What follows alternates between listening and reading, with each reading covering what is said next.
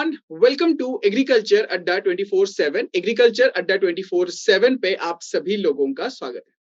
तो guys, now is the time for the next success story of FCI AG3 technical.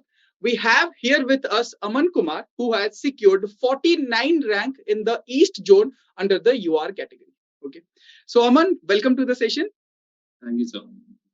So Aman, सबसे पहले तो मेरा यही क्वेश्चन रहेगा कि कैसा लग रहा है? तो अच्छा लग रहा है, मतलब कि थोड़ा बेटर फील हो रहा है। जो प्रेशर था हल्का रिलीफ हुआ है।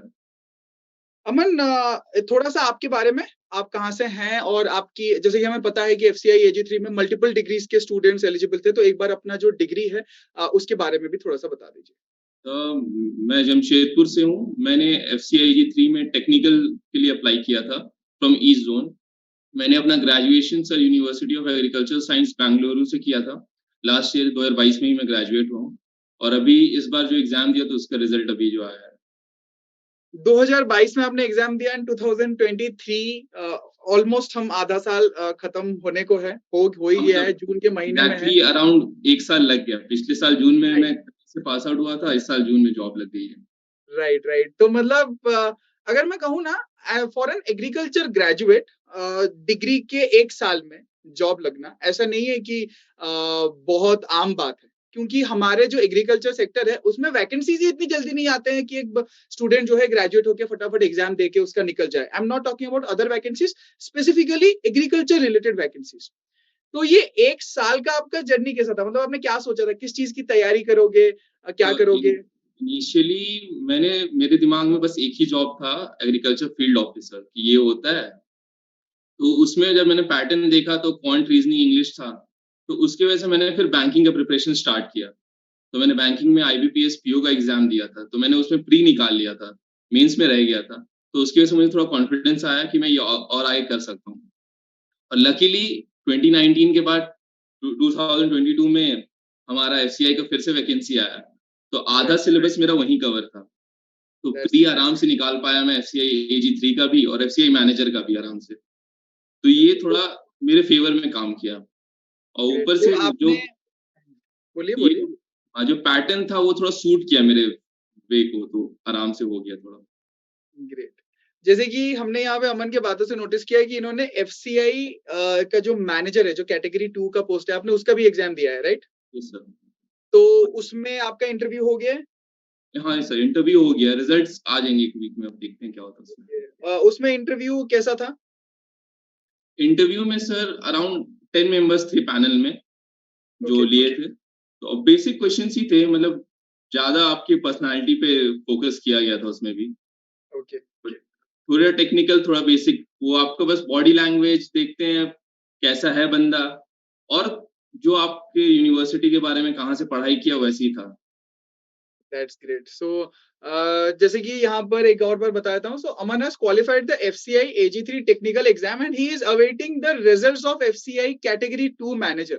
Okay, and he has completed his graduation last year itself. Okay, उन्होंने IBPS AFO, that is agriculture field officer का एग्जाम होता है, SO का, okay, उसकी तैयारी कर रहे थे। एंड उसकी तैयारी में भी FCI का जब नोटिफिकेशन आया तो ऑब्वियसली उनको मैथ इंग्लिश रीजनिंग का काफी हेल्प मिला।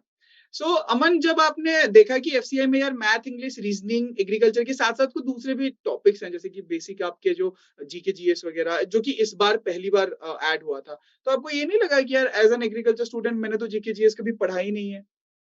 नहीं सर, वो अगर आप पैटर्न देखोगे, जब भी किसी भी एग्जाम का प्रिपरेशन होता है, तो अगर आप एक बार पैटर्न समझ जाओ या फिर एग्जाम क्या डिमांड करता है तो इजी रहेगा।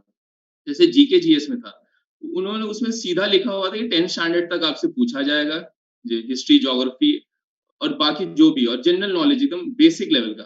तो इसके लिए अगर हम बहुत ज्यादा डर जाएंगे या फिर ये कि बहुत ज्यादा बड़ा चीज है, तो वो करना मुश्किल हो जाता है। तो मैंने सिंपल जो एक कहीं से भी वो आता है, शॉर्ट नोट्स जो होते हैं 15, 20, 25 पेज है जिसमें सब कुछ दिया रहता है, तो वो मैंने पढ़ लिया, उससे मेरा मेजर पोर्शन कवर हो गया। और जो इंग्लिश क्योंकि मैं ICSE मीडियम से था, तो मेरा इंग्लिश थोड़ा ठीक है, बेटर है, और आप सबसे कंपेयर करें तो वो स्ट्रॉन्ग पॉइंट था। और हमारा जो बोर्ड्स में भी 12th में मेरे साथ मैथ्स था ही, PCMB का स्टूडेंट था, तो वहां भी मुझे ठीक रहा। रीजनिंग में थोड़ी मेहनत करनी पड़ी इनिशियल डेज में, बट 1-2 महीने में वो भी कवर अप हो गया था, क्योंकि मैं बैंकिंग का प्रिपरेशन कर रहा था, उस लेवल का किया तो एफसीआई आराम से हो पाया मुझसे। मैं भी कई बार इवन आप लोगों को यूट्यूब पे मैंने कहा था कि अगर आप आईबीपीएस पीओ या आप आईबीपीएस के कोई भी एग्जाम की तैयारी कर रहे हैं ना, तो एफसीआई एग्जाम आपके लिए उतना मुश्किल नहीं होगा। ओके। और जहां पर हम लोग बात करें अगेन कि यहाँ पर टेक्निकल और जनरल को अगर कंपेयर करेंगे तो हमारे पास एक और पोर्शन था जिसका वेटेज ज्यादा था, जो कि एग्रीकल्चर, फिर बाकी जो बॉटनी जूलॉजी। तो आपने चूज क्या किया था वैसे आपके बॉटनी मेन ज़ूलॉजी, सिलेक्शन के लिए? Botany botany. ज़ूलॉजी। सो बॉटनी जियोलॉजी यहाँ पे चूज किया था। तो फिजिक्स केमिस्ट्री भी कुछ स्टूडेंट्स ने ऑब्वियसली चूज किया होगा, तो वो भी एक एज देता है। और जैसे कि यहाँ पर अमन कह रहे हैं, मैं हमेशा इस चीज को बोलता हूँ कि खुद के जो वीक पॉइंट्स है ना, उसको आइडेंटिफाई कीजिए। और कभी भी जब आप एग्जाम के लिए प्रिपेयर कर रहे हैं, तो आपका जो एग्जाम है उसके पीवाई क्यूज को देखिए और ये देखिए कि उसमें कैसे एग्जैक्टली क्वेश्चंस आते हैं। जरूरी नहीं है कि अगर एक एग्जाम में मैथ, इंग्लिश, रीजनिंग है तो सब कुछ आईबीपीएस, पीओ या एसबीआई के लेवल का एग्जाम होगा। ऑब्वियसली यहाँ पे क्वेश्चन के लेवल अलग अलग होते हैं। ठीक है। तो सिर्फ आप अगर ये एक्सपेक्ट कर रहे हैं जहां पर सिर्फ एग्रीकल्चर का क्वेश्चन आएगा या एग्रीकल्चर का पोर्शन आएगा, मैं वहीं पे सिर्फ यहाँ पर एग्जाम देने वाला हूं, तो फिर ऑब्वियसली आपको टाइम, आपका जो टाइम पीरियड है, ड्यूरेशन है प्रिपरेशन का, वो भी इंक्रीज हो जाएगा। ओके। एंड अमन, इसके बाद क्या मतलब, ऑलरेडी आप एक सेंट्रल लेवल का एग्जाम क्रैक कर चुके हो। ओके। कॉन्फिडेंस तो ऑलरेडी आ ही गया होगा। व्हाट नेक्स्ट, मतलब लेट्स एज्यूम कि आपका एफसीआई का मैनेजर भी हो गया। ठीक है, आपने as a manager join manager हो गया तो वेल एंड गुड, अगर किया। नहीं भी होता है तो I'll be looking for some other better opportunities जो भी फ्यूचर में मिले। Right. I'm also preparing for NABARD level exam, so let's see that's great. That's great. कि उसमें क्या ओके। होता है। एंड ऑल्सो आप एक बार एफसीआई में घुस गए तो फिर आप departmental as a departmental candidate आप एजीएम वगैरह या फिर जो भी आपकी प्रमोशनल एग्जाम्स हैं, ऑब्वियसली वो भी आप दे पाओगे। मैं आपको बताता हूँ। सो कैटेगरी 1, 2, 3, 4, ओके, 4 कैटेगरी के पोस्ट जनरली एजीएम रिलीज करता है। ओके, सॉरी, एफसीआई रिलीज करता है। उसमें कैटेगरी 1 का पोस्ट है एजीएम एग्रीकल्चर, या फिर जो जनरल एजीएम की वैकेंसी है वो 2021 में ही आई थी। 19 में एजी 3 और कैटेगरी 2 आया था। And again in the year of 2022 they had notified the category 2 and AG3 posts. Okay. And so Aman, once again, congratulations for securing 49 rank in the East Zone under the UR category. Wishing कि आप जो भी आपके future endeavours रहेंगे, ठीक है, वो काफी यहाँ पर अच्छे रहेंगे, आप उनको अचीव करते जाओगे। You will now onwards, you don't need to stop. Okay.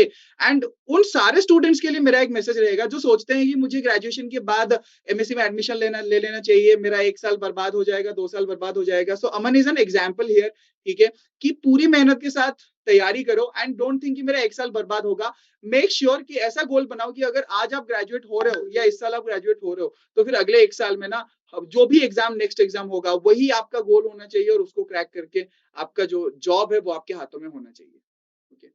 And Aman, thank you for getting connected with us. Okay. And congratulations once again. We hope कि आपका FCI मैनेजर में भी हो जाए and हम आपका एक next level का इंटरव्यू सेशन लेके आए for FCI मैनेजर also, ताकि students will get motivated. Okay. And अगर आपका नाबार्ड का भी exam most probably June and में या जुलाई फर्स्ट वीक में नाबार्ड का नोटिफिकेशन भी रिलीज हो जाएगा। So all the best for that. Okay. And thank you so much. And for all the viewers who are watching this on Agriculture Adda 24/7 YouTube channel, please stay connected with us. If you haven't subscribed to the channel को subscribe कर लीजिए for more agriculture related content.